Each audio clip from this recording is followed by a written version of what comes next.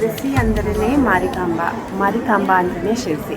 ಈಗ ನಾನು ಬಂದಿರೋದು ಶಿರಸಿಯ ಮಾರಿಕಾಂಬಾ ದೇವಸ್ಥಾನಕ್ಕೆ. ಸುತ್ತಮುತ್ತಲಿನ ಪ್ಲೇಸ್ಗಳನ್ನೆಲ್ಲ ನೋಡ್ತಾ ಬರ್ತಾ ಇದ್ದೀನಿ. ಅದರಲ್ಲಿ ಮುಖ್ಯವಾದ ಮೇನ್ ಅಟ್ರಾಕ್ಷನ್ನು ಅಥವಾ ಮುಂದೆ ಡೆವೋಷನಲ್ ಒಂದು ಅಟ್ರಾಕ್ಷನ್ ಅಂತಂದರೆ ಈ ಮಾರಿಕಾಂಬಾ ದೇವಸ್ಥಾನದ ಒಳಗಡೆ ಈಗ ಹೋಗ್ತಾ ಇದ್ದೀನಿ ನಾನು. ಈ ದೇವಸ್ಥಾನ ಮೇಲೆ ಹೊಸದಾಗಿ ಅಂತಲೇ ಕಾಣಿಸ್ತಾ ಇದೆ. ಇಲ್ಲಿ ಮಾರಿಕಾಂಬಾ ಸಭಾ ಮಂಟಪ ಇದೆ. ಅಲ್ಲಿ ಮೇಲ್ಗಡೆ 9 ನವದುರ್ಗೆಯರ ಫೋಟೋಗಳನ್ನು ಕೂಡ ಹಾಕಿದ್ದಾರೆ. ಇದು ಅಂತೂ ಹೊಸದೇ ಅನಿಸುತ್ತೆ. ಒಳಗಡೆ ದೇವಸ್ಥಾನ ಏನಿದೆಯೋ ಅದು ತುಂಬ ಹಳೆಯದಾಗಿರೋ ದೇವಸ್ಥಾನ. ಇನ್ನು ಮಾರಿಕಾಂಬಾ ಬಗ್ಗೆ ಕಥೆಗಳಂತೂ ನಾವು ಕೇಳಿದ್ದೀವಿ, ಬ್ರಾಹ್ಮಣ ಕನ್ಯೆ ಅದು ಎಲ್ಲ ಅಂತ. ಅದು ಕಥೆನ ಬೇಕಿದ್ರೆ ಮುಂದೆ ಕೂಡ ಹೇಳ್ತೀನಿ. ಆದರೆ ಆ ಕಥೆನೇ ಎಲ್ಲ ಊರಿನಲ್ಲೂ ಮಾರಿಗುಡಿಗಳು ಇರ್ತವೆ. ಆ ಮಾರಿಗುಡಿಗೆ ಅಥವಾ ಮಾರಿಕಾಂಬಗೆ ಎಲ್ಲ ಇದೇ ಅನ್ವಯಿಸುತ್ತೆ ಅಂತ ನಮಗೆ ಗೊತ್ತಿರೋಂಥದ್ದು. ಮತ್ತು ಈಗ ಒಳಗಡೆ ಹೋಗಿ ಬರ್ತೀನಿ. ಬೇಗ ದರ್ಶನ ಆಗಬಹುದು. ಬೆಳಗ್ಗೆ ಬೇಗ ಬರ್ತಿದ್ದೀನಿ ನಾನೀಗ.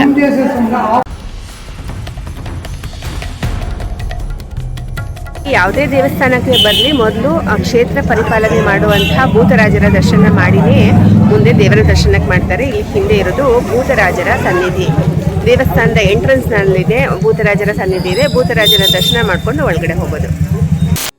ಶಿರಸಿಯ ಮಾರಿಕಾಂಬಾ ದೇವಸ್ಥಾನದಲ್ಲಿ ಒಳಗಡೆ ಹೋಗಿ ಬಂದಿದ್ದೀನಿ. ಈಗ ತುಂಬಾ ಚೆನ್ನಾಗಿ ದರ್ಶನ ಆಯಿತು. 10 ನಿಮಿಷದಲ್ಲಿ ನಾನು ದರ್ಶನ ಮಾಡಿಕೊಂಡು ಹೊರಗಡೆ ಬಂದಿದ್ದೀನಿ. ಈ ದೇವಿಯ ಬಗ್ಗೆ ಇತಿಹಾಸ ಹೇಳೋ ಪ್ರಕಾರ ಇಲ್ಲಿ ಮುಂದೆ ಕೆರೆ, ದೇವಿಯ ಕೆರೆ ಅಂತ ಇದೆ. ಅಲ್ಲಿ ಆ ಕೆರೆಯಲ್ಲಿ 1689ರಲ್ಲಿ ಈ ದೇವಿಯ ಕಟ್ಟಿಗೆಯ ಮೂರ್ತಿ ಸಿಕ್ತಂತೆ. ಅದು ಇನ್ನೂ ತುಂಬ ಹಳೆಯದಾಗಿರಬಹುದು.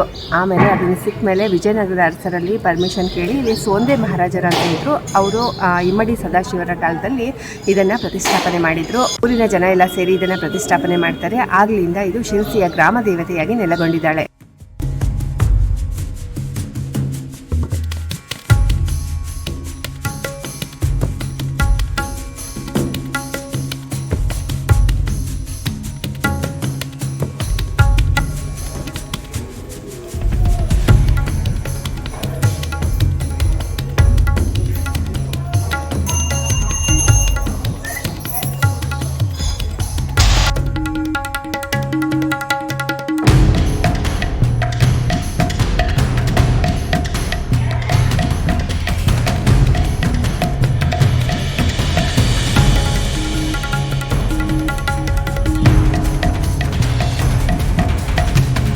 ಕಥೆಗಳಲ್ಲಿ ಪ್ರಕಾರ ಮಾರಿಕಾಂಬಾ ದೇವಿಯ ಬಗ್ಗೆ ಹೇಳೋ ಕಥೆ ಅಂತಂದರೆ, ಮಾರಿಕಾಂಬಾ ಇವಳು ಒಬ್ಬ ಬ್ರಾಹ್ಮಣ ಕನ್ಯೆಯಾಗಿರ್ತಾಳೆ.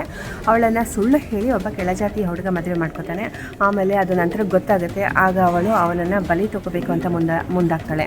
ಆಮೇಲೆ ಆಗ ಅವನು ಒಂದು ಕೋಣದ ರೂಪದಲ್ಲಿ ಹೋಗಿ ಸೇರ್ಕೋತಾನೆ. ಆ ನಂತರ ಮಾರಿಕಾಂಬೆ ಕೋಣನ ವಧೆ ಮಾಡ್ತಾಳೆ. ಇದು ಇಲ್ಲಿಯ ಕಥೆ. ಇದೇ ರೀತಿಯಾಗಿ ಪರಂಪರೆ ಮುಂದುವರೆದುಕೊಂಡು ಬಂದು 2 ವರ್ಷಕ್ಕೊಮ್ಮೆ ನಡೆಯುವ ಮಾರಿ ಜಾತ್ರೆಯಲ್ಲಿ ಕೋಣನ ಬಲಿಯನ್ನು ಕೊಡೋ ಸಂಪ್ರದಾಯ ಇಲ್ಲಿವರೆಗೂ ಇತ್ತು. ಆದರೆ 1930ನಲ್ಲಿ ಅದನ್ನು ಆ ಕೋಣನ ವಧೆಯನ್ನು ನಿಲ್ಲಿಸಿ ಕೋಣ ಅಂತೂ ಇದೆ, ಅಂದರೆ ಮಾರಿಯ ಕೋಣ ಅಂತಲೇ ಪ್ರಸಿದ್ಧಿ. ಅದು ಈಗಲೂ ಕೂಡ ಸಾಕಿದ್ದಾರೆ. ಆದರೆ ಜಾತ್ರೆಗೆ ಅದನ್ನು ಬಲಿ ಕೊಡೋದಿಲ್ಲ. ಅದ್ರ ಬದಲು ಸಿರಿಂಜಿನಲ್ಲಿ ಅದರ ರಕ್ತ ತೆಗೆದು ದೇವಿಗೆ ಅರ್ಪಣೆ ಮಾಡ್ತಾರೆ. ಈಗ ಇದು ನಡೆದುಕೊಂಡಿರೋ ಬಂದಿರೋ ಸಂಪ್ರದಾಯ ಈಗಿದು. ಈಗಲೂ ಕೂಡ ಈ ಮಾರಿಯ ಕೋಣವನ್ನು ಇಲ್ಲಿ ಕಟ್ಟಿದ್ದಾರೆ. ಇದಕ್ಕೆ ಮಾರಿ ಕೋಣ ಅಂತಲೇ ಹೇಳ್ತಾರೆ. ಮತ್ತು ಇದನ್ನೇ ಬಲಿ ಕೊಡೋರು 2 ವರ್ಷಗಳಿಗೊಮ್ಮೆ ನಡೆಯುತ್ತೆ. ಲಕ್ಷಾಂತರ ಜನರು ಇದಕ್ಕೆ ಬರ್ತಾರೆ. ತುಂಬ ಫೇಮಸ್ ಆಗಿರೋ ಜಾತ್ರೆ ಇದು, ಮಾರಿಕಾಂಬಾ ಜಾತ್ರೆ. ಈ ದೇವಸ್ಥಾನ ಬೆಳಗ್ಗೆ 7 ಗಂಟೆಯಿಂದ ಸಂಜೆ 9 ಗಂಟೆವರೆಗೂ ತೆರೆದಿರುತ್ತೆ. ಮತ್ತು ಮಂಗಳವಾರ ಹಾಗೂ ಶುಕ್ರವಾರ ಬೆಳಗ್ಗೆ 7 ಗಂಟೆಯಿಂದ ರಾತ್ರಿ 10 ಗಂಟೆವರೆಗೂ ತೆರೆದಿರುತ್ತೆ. ಆಮೇಲೆ ಇನ್ನೊಂದು ಅಂತಂದರೆ ಅನೇಕ ಉತ್ಸವಗಳೆಲ್ಲ ತುಂಬ ಅದ್ದೂರಿಯಾಗಿ ವಿಜೃಂಭಣೆಯಿಂದ ನಡೀತವೆ. ಮಾರಿಕಾಂಬಾ ಜಾತ್ರೆ ಅಂತೂ ತುಂಬಾ ಫೇಮಸ್ಸು. ಮತ್ತು ಇದು ಕೋಲ್ಕತ್ತಾದ ಕಾಳಿಕಾ ದೇವಿಯಷ್ಟು ಜಾಗೃತವಾಗಿರುವಂತಹ ದೇವಸ್ಥಾನ ಅಂತ ಕೂಡ ಹೇಳ್ತಾರೆ. ಸುಂದರವಾಗಿರೋ ದೇವಸ್ಥಾನ ಇದು. ತುಂಬ ಬಣ್ಣದ, ಅಂದರೆ ಸುಣ್ಣದ ಗೋಡೆನಲ್ಲಿ ಕೆಮ್ಮಣ್ಣಿನಿಂದ ಚಿತ್ರ ಬರೆದಿರೋದು. ಅದು ಕೂಡ ಒಂದು ನಮ್ಮ ಜಾನಪದ ಶೈಲಿಯಲ್ಲಿ ಬರೆದಿರೋಂಥ ಚಿತ್ರಗಳಿದ್ದಾವೆ. ಎಲ್ಲ ಪೌರಾಣಿಕ ಕಥೆಗಳು, ಇತಿಹಾಸಗಳನ್ನು ಕೂಡ ಮಾಡಿರುವಂತಹ ಚಿತ್ರಗಳಿದ್ದಾವೆ ಇಲ್ಲಿ.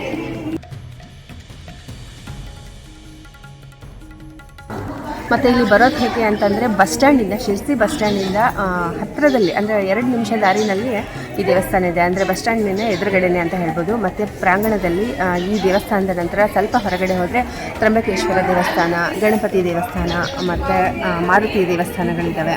ಈ ದೇವಸ್ಥಾನಕ್ಕೆ ಬರುವಾಗ ಇಲ್ಲಿ ದಿನಾಲೂ ಅನ್ನ ಸಂತರ್ಪಣೆ ನಡೆಯುತ್ತೆ ಮಧ್ಯಾಹ್ನ 12 ಗಂಟೆಯಿಂದ 2 ಗಂಟೆವರೆಗೂ.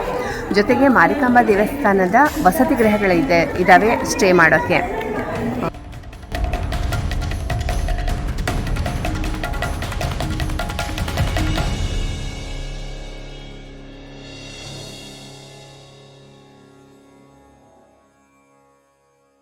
ಇಲ್ಲಿಗೆ ಈ ಶಿರ್ಸಿಯಲ್ಲಿಯ ದೇವಸ್ಥಾನಗಳ ಅಥವಾ ಶಿರ್ಸಿಯ ದೇವಸ್ಥಾನಗಳ ಈ ವಿಡಿಯೋನ ಕಂಪ್ಲೀಟ್ ಮಾಡ್ತಾ ಇದ್ದೀನಿ. ಮತ್ತೊಂದು ಹೊಸ ವಿಡಿಯೋದೊಂದಿಗೆ ನಿಮ್ಮೊಂದಿಗೆ ಭೇಟಿಯಾಗ್ತಾ ಬರ್ತೀನಿ. ನಾನು ಮುಂದೆ ಕೂಡ ನನ್ನ ಜರ್ನಿ ಶುರು ಮಾಡಿದ್ದೀನಿ. ಆ ವಿಡಿಯೋಗಳನ್ನು ನೆಕ್ಸ್ಟ್ ಎಪಿಸೋಡ್ನಲ್ಲಿ ಹಾಕ್ತಾ ಇದ್ದೀನಿ. ಅಲ್ಲಿವರೆಗೂ ನಮಸ್ಕಾರ.